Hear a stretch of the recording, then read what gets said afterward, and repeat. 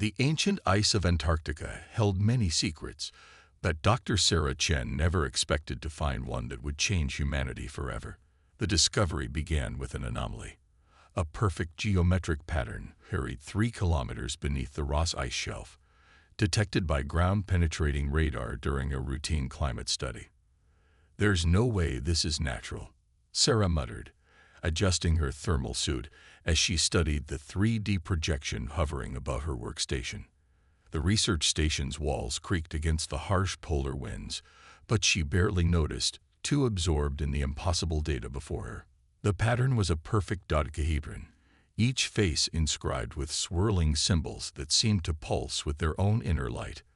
More incredible still, it was generating an energy signature unlike anything ever recorded on Earth. Within days, the remote research station transformed into a hive of activity. Military personnel, scientists, and government officials from a dozen nations converged on the site, all drawn by the possibility that humanity wasn't alone in the universe, and never had been. The excavation proceeded with unprecedented speed and cooperation.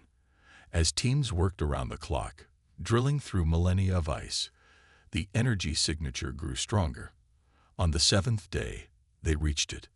Dr. Chen stood at the edge of the excavation shaft, heart pounding as she descended with the first team. The artifact hung suspended in a perfect sphere of clear ice, untouched by time or pressure.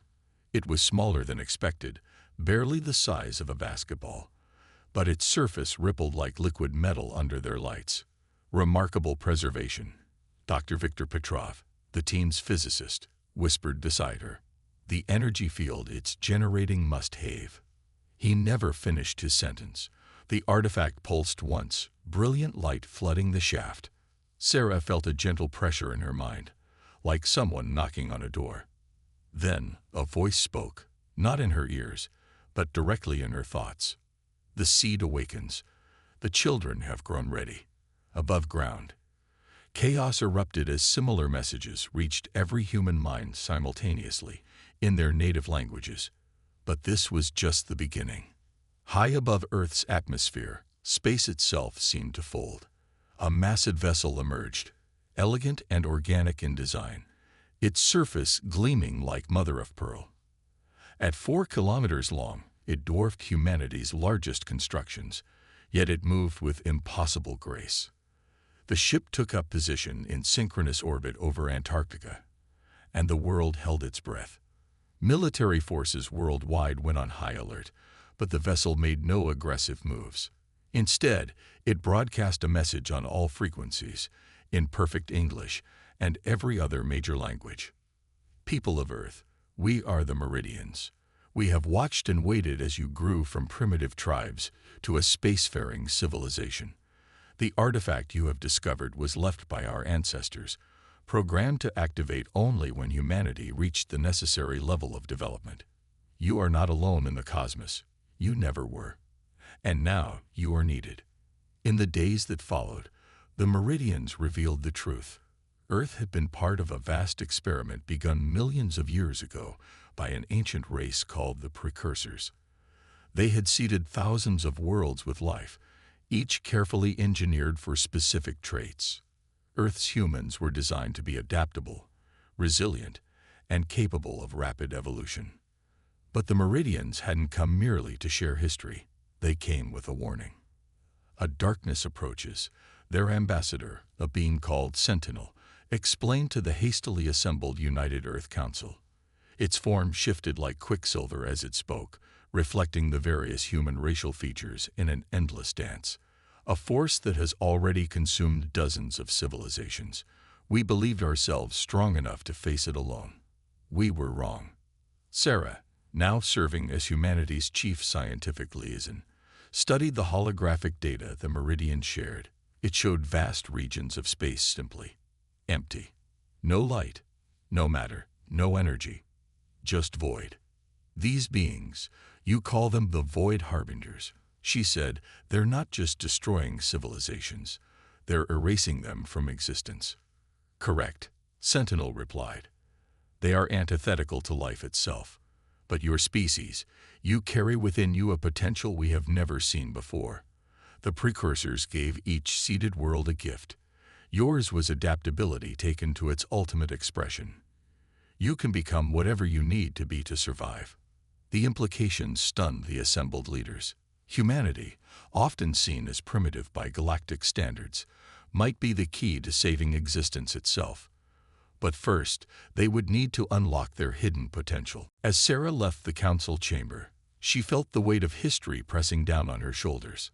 Through the window, she could see the Meridian ship gleaming in the night sky, a constant reminder that humanity's childhood was over.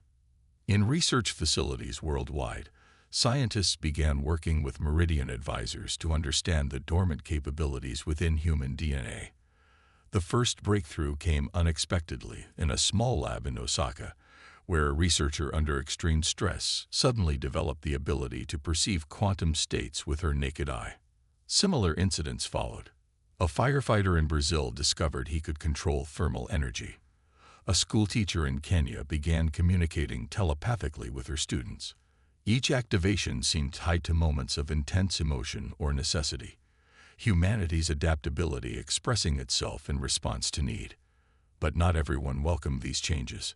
Protests erupted in cities worldwide. Religious leaders declared it either divine intervention or demonic influence. Governments struggled to maintain order as society grappled with its rapidly evolving reality. Sarah found herself at the heart of it all, working to understand the changes while trying to prepare humanity for what was coming. The Void Harbingers were approaching, drawn perhaps by the very potential that might defeat them. As she stood in her lab one night, watching the Meridian ship glide across the star-filled sky, Sarah remembered a quote from an old science fiction novel. In the end, the universe is not only stranger than we imagine, it is stranger than we can imagine. She smiled grimly. Humanity was about to discover just how strange it could be, and just how strong they truly were. The first phase of awakening was complete, but the real challenges were just beginning, and Earth's children would need every bit of their inherited adaptability to face what was coming. In the depths of space, something stirred. The void grew hungry, and Earth's light had caught its attention. 3 months after the Meridian's arrival, the world had changed beyond recognition. The skies above every major city now shimmered with the pearlescent hulls of smaller alien vessels, each one a combined embassy and research station. Humanity was evolving, but no one could predict exactly how. Maya Patel hadn't asked for these changes. As head of emergency services in Mumbai, she had enough on her plate managing one of the world's largest cities. But when the earthquake struck, something inside her shifted. Time seemed to slow as she watched a building collapse toward a crowded street. Without thinking, she reached out, not with her hands, but with her mind. The falling concrete stopped midair. Thousands of tons of debris hung suspended as if caught in invisible amber, giving people time to scramble to safety. Maya held it for nearly 2 minutes before her nose began bleeding and her consciousness wavered. As the rubble finally crashed down onto empty streets, she collapsed. She woke up in a Meridian medical bay, the walls pulsing with soft bioluminescence. Dr. Sarah Chen was there, along with a Meridian observer whose form rippled like mercury. "Congratulations," the Meridian said, its thoughts carrying a tone of excitement. "You're among the first to manifest high-level abilities naturally. Most still require significant training." Similar incidents were occurring worldwide. A deep-sea rescue diver in the Philippines discovered she could breathe underwater. A firefighter in Australia became fireproof. A farmer in Kenya developed the ability to sense and influence plant growth. Each manifestation seemed tailored to the individual's strongest desires and needs. The Meridian training centers, hastily established in every major city, were overwhelmed with people hoping to unlock their own abilities. But it wasn't as simple as flipping the switch. The power had to emerge naturally, often in response to extreme stress or necessity. Dr. Chen's research team made a breakthrough when they discovered that human DNA wasn't just changing, it was remembering. The precursors had hidden their gifts in humanity's junk DNA, fragments of code that were now activating in response to the Meridian's presence. "It's like our DNA is a computer program," Sarah explained to the UN Security Council, "and the Meridian's arrival was the command to execute it. But each person's code is different, leading to unique manifestations. Not all the changes were dramatic. Some people developed subtle enhancements: perfect memory, accelerated healing, or the ability to process information at superhuman speeds. Others found they could sense emotions, communicate with animals, or see energy patterns in the air. But with these gifts came challenges. The first deaths occurred when people pushed their abilities too far, their bodies unable to handle the strain. Others suffered psychological breakdowns, overwhelmed by new sensory inputs or the responsibility of their powers. The Meridians helped where they could, but they were clearly surprised by the speed and variety of human adaptation. In other seeded species, Sentinel explained to Sarah, "This process took generations. Your kind does in months what should take centuries." Global society struggled to adapt. New laws were hastily written to address superhuman abilities. Insurance companies crashed as they tried to account for people who could suddenly fly or walk through walls. The military scrambled to update protocols for soldiers who might spontaneously develop the ability to read minds or control technology with a thought. Then came the first attack. It started as a strange darkness in the sky over Buenos Aires, a patch of stars simply vanishing. The Meridians' response was immediate and fierce. Their ships formed a defensive line, weapons charging with impossible energy. From the void emerged something that defied description, a mass of anti-light that consumed everything it touched. The Meridians' weapons seemed to slow it, but couldn't stop it completely. That's when Maria Gonzalez, a local street artist who had recently developed the ability to manipulate light, stepped forward. As the void creature pressed against the Meridian's defenses, Maria reached deep inside herself and released a burst of pure creative energy, light infused with human consciousness and will. The creature recoiled. Where Maria's light touched it, the void creature seemed to dissolve, its entropy reversed by the pure force of human determination and creativity. The Meridians were stunned. "In all our encounters," Sentinel later told the Emergency Council, "we've never seen anything affect them like that.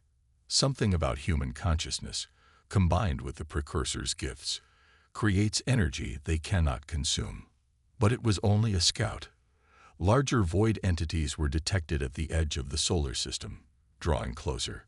Humanity had weeks, maybe months, to prepare for full-scale war. Training centers shifted from exploration to combat preparation. Those with combat-applicable abilities were fast-tracked through development programs. The Meridians shared what they knew of void entity warfare, but admitted that humanity's unique abilities might be the key to developing entirely new strategies. Maya found herself working with a multinational team of newly empowered humans, learning to coordinate their abilities for maximum effect. The Meridians provided technology that helped them push their limits safely, but the process was still dangerous. Sarah's research continued at a frantic pace. She discovered that proximity to void entities actually accelerated human adaptation, as if the very presence of entropy triggered an evolutionary response in human DNA. "We're not just adapting," she explained to Maya during a rare quiet moment. "We're becoming what we were always meant to be.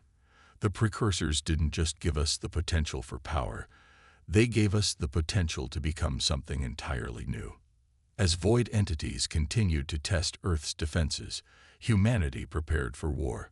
But it wouldn't be fought with traditional weapons or tactics. This would be a battle of existence against entropy, of creativity against destruction, of light against darkness. And humanity, despite its fear and divisions, was ready to show the universe exactly what it could do when pushed to the edge. In orbit, the Meridian ships gleamed like beacons against the encroaching darkness. Below, millions of humans learned to harness powers they had never dreamed of possessing. The awakening was complete. Now came the real test. The void entities struck without warning. One moment, the morning sun shone over Tokyo. The next, Darkness bloomed across the sky like spilled ink. This wasn't just an absence of light. It was an absence of everything. A hungry nothing that devoured reality itself. Commander Takeshi Yamamoto stood on the roof of the Tokyo Defense Center, his newly awakened abilities allowing him to perceive the true nature of what they faced. The void entities weren't just creatures. They were tears in the fabric of existence, seeking to return all matter and energy to absolute entropy. All defense teams, coordinate with your Meridian counterparts, he ordered through the global command network. Remember your training. Light bearers to the front, shields behind, energy weavers providing support. Around the world, similar scenes played out as void entities emerged over major cities.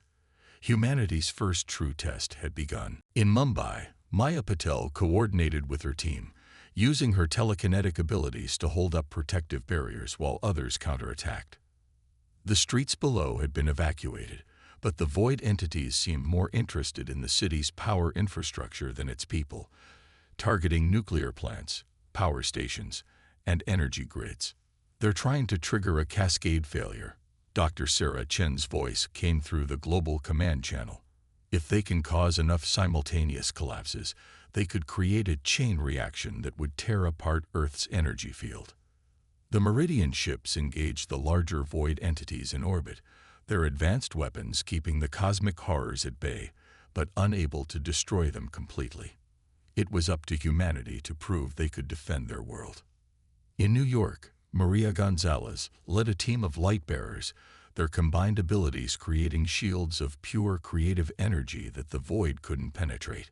When the entities tried to circle around, they met barriers of solid thought, maintained by teams of psychics working in shifts.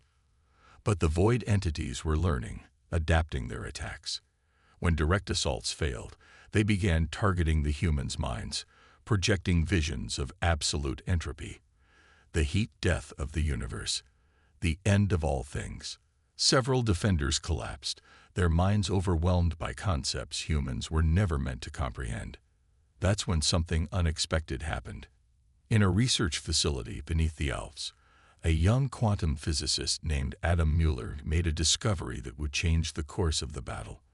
While studying the void entity's energy signature, he noticed something familiar. They're using quantum entanglement to maintain their form, he broadcast to the global defense network. But their version is imperfect, wasteful. We can use that. Working with a team of enhanced humans who could perceive quantum states, Adam developed a new strategy. Instead of trying to destroy the void entities with pure energy, they could disrupt their quantum coherence, forcing them to expend massive amounts of energy just to maintain their form. The counterattack began in Tokyo. Commander Yamamoto coordinated with quantum-sensitive defenders, their combined abilities creating waves of targeted interference. The void entities recoiled, their forms becoming unstable. "Push harder," Yamamoto ordered, even as blood trickled from his nose from the strain. "They're weakening." Around the world, defender teams adopted the new strategy. In London, Paris, Lagos, and Sydney, humans with quantum perception abilities joined forces with energy manipulators to create devastating combination attacks. The void entities, for the first time, showed signs of confusion. They had encountered countless civilizations, consumed countless worlds, but never faced a species that could adapt so quickly, that could turn their own nature against them. In orbit, the Meridian ships provided support, their advanced sensors helping to identify weak points in the void entity's structure. But the real battle was being fought on the ground, by humans who had only discovered their abilities months ago. Sarah Chen, working from a secure facility in Antarctica near the original artifact site, made another crucial discovery. "The precursors didn't just give us random abilities," she announced. "They gave us exactly what we'd need to fight this enemy. Our powers aren't just weapons. They're tools specifically designed to counter entropy itself." The battle raged for 3 days. Cities burned, power grids failed, and many defenders pushed themselves beyond safe limits. But slowly, inevitably, humanity began to win. The void entities, faced with an enemy they couldn't simply consume, began to retreat. As the last of them pulled back from Earth's atmosphere, a cheer went up from defense centers around the world. Humanity had faced its trial by fire and emerged stronger. But victory came at a cost. Thousands of defenders lay in medical bays, their bodies and minds strained by powers they were still learning to control. Parts of major cities lay in ruins, though thankfully with minimal civilian casualties thanks to early evacuation protocols. In the aftermath, Sentinel addressed the United Earth Council. "You have accomplished something unprecedented," the Meridian ambassador said. "Never before has a young species driven back a void entity assault of this magnitude. But this was only the beginning." Deep space sensors detected larger void concentrations moving through the galaxy, drawn by humanity's success. Earth had proven itself a threat, and the enemy would return in greater numbers. "We have weeks at most," Sarah told the council. "They'll be back, and next time they won't underestimate us." But humanity was changing faster than ever. Those who had fought in the battle found their abilities growing, evolving. New powers manifested daily as human DNA continued to adapt to the threat. Training centers worked around the clock, preparing the next wave of defenders. More importantly, humanity had found something it had often lacked: unity in the face of an existential threat. National boundaries meant little when defending against entities that could devour reality itself. Commander Yamamoto, recovering in a Meridian medical bay, summed it up best.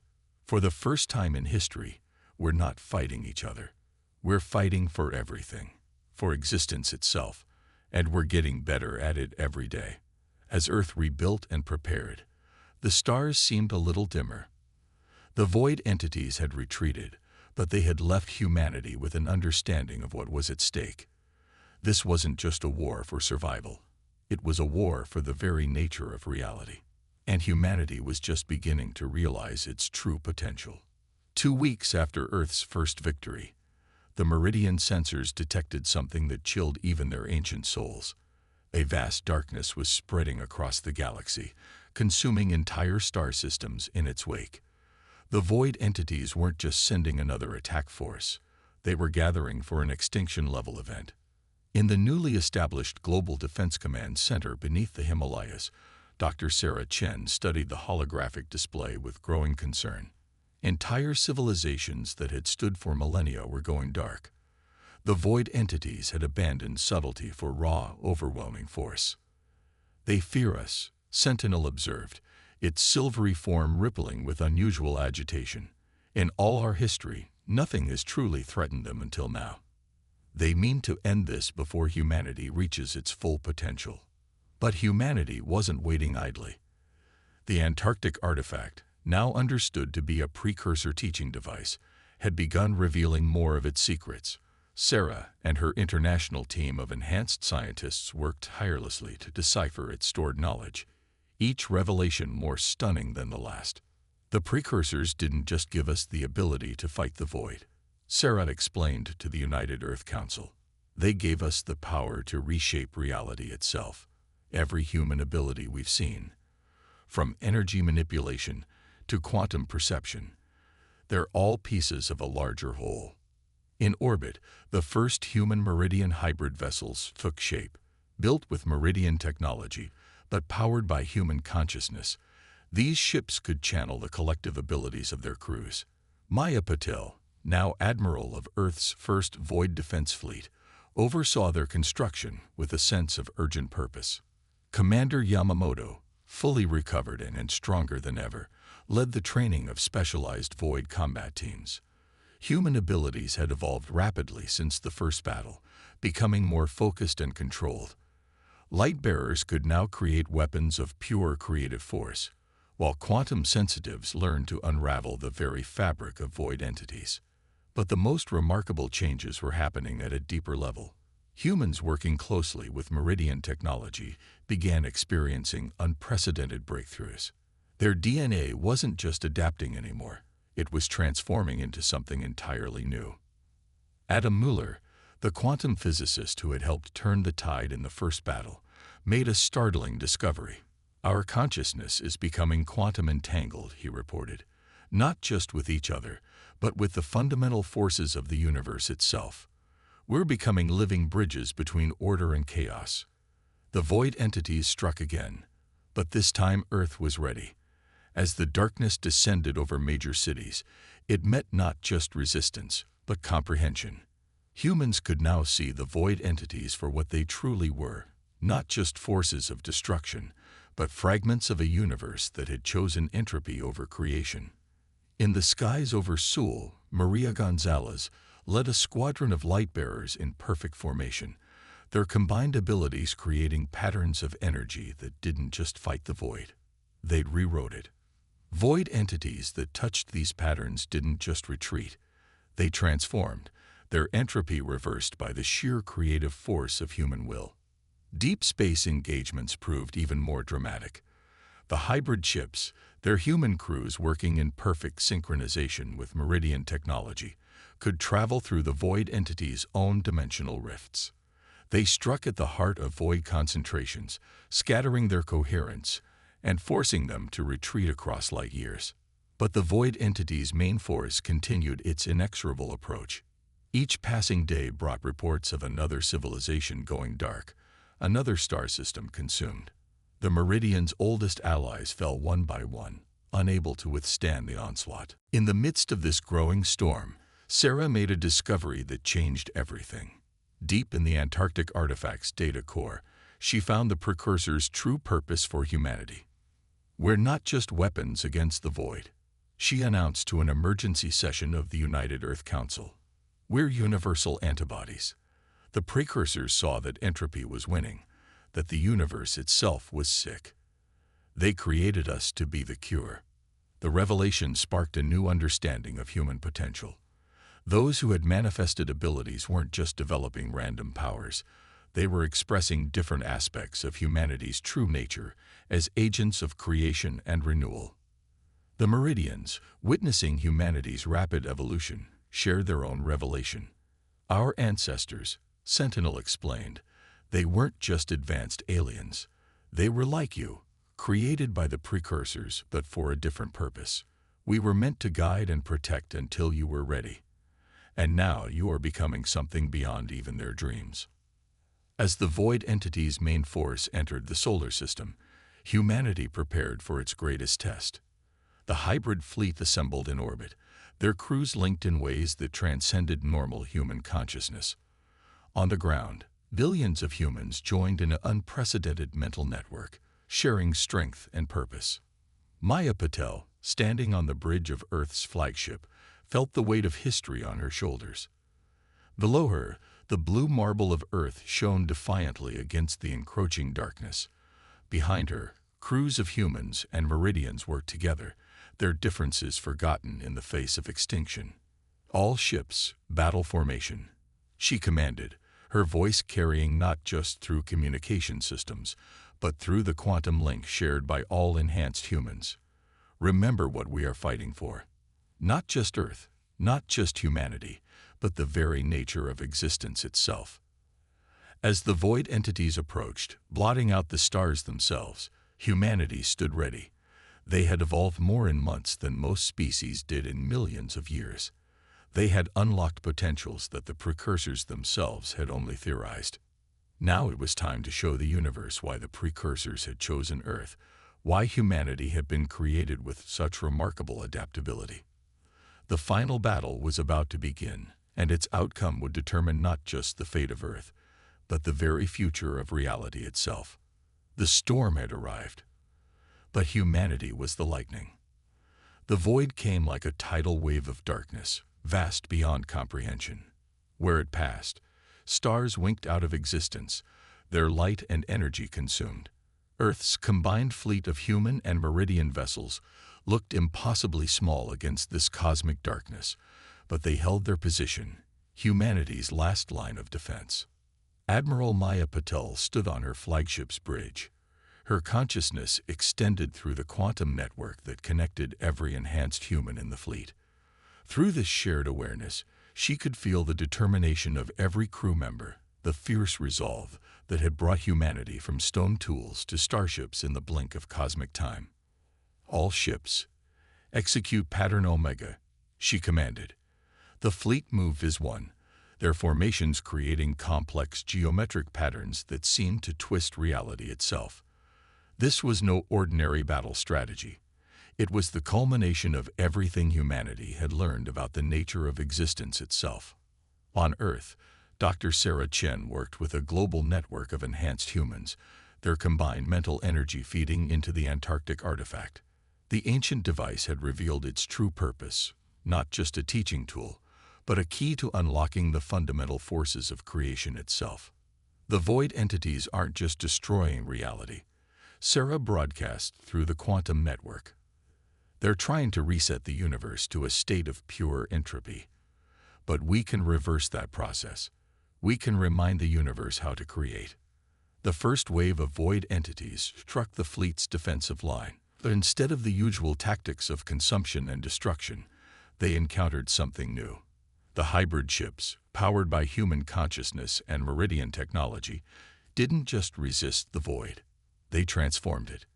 Commander Yamamoto led a squadron of light-bearers in a daring maneuver, their ships diving directly into the heart of a void concentration. Through the quantum network, every human felt the cold touch of entropy, the pull toward absolute zero. But they also felt something else, the warm spark of creation that lived in every human soul. "Now," Yamamoto ordered. His squadron released their energy in perfect synchronization, not as a weapon, but as a reminder. Their combined consciousness carried the memory of stars being born, of planets forming, of life evolving. It carried the story of humanity itself, endless creativity, boundless determination, and the relentless drive to become more than they were. The void entities recoiled. Where this wave of creative force touched them, they began to change. The entropy at their core didn't just stop, it reversed. The darkness began to spark with new light. But the main void force pressed on, adapting to this new attack. They launched psychic assaults of unprecedented scale, bombarding humanity with visions of the universe's heat death, of the meaninglessness of existence, of the inevitable triumph of entropy. That's when Adam Mueller, monitoring quantum fluctuations from his station in lunar orbit, noticed something extraordinary. The void entities, he announced through the network, they're not just forces of destruction. They're afraid. They can feel themselves changing, and they're terrified. This realization rippled through the quantum network, changing the nature of the battle. Humanity wasn't just fighting an impersonal force of cosmic destruction. They were facing beings that could feel, that could change, that could be reminded of what they once were. Maya understood in a flash of insight. "All ships, new strategy," she commanded. "Don't fight the void. Show it what it can become." The hybrid fleet shifted tactics, their energy weapons replaced by waves of pure consciousness. Every human who had ever created art, music, or poetry shared their passion through the network. Every scientist who had ever marveled at the universe's mysteries contributed their sense of wonder. Every parent who had ever loved a child added their hope for the future. The void entities' advance faltered. Where this wave of human consciousness touched them, something remarkable happened.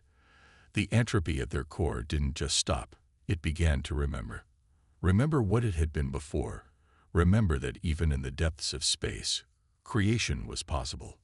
On Earth, Sarah and her team made the final breakthrough. The Antarctic artifact wasn't just a key, it was a seed. A seed of the same creative force that had started the universe itself. "Everyone, channel your energy through the artifact," she called, not to destroy, but to remind. Remind the universe what it means to create.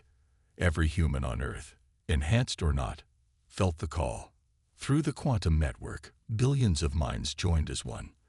Their combined consciousness, carried by the artifact's ancient power, reached out to touch the void itself.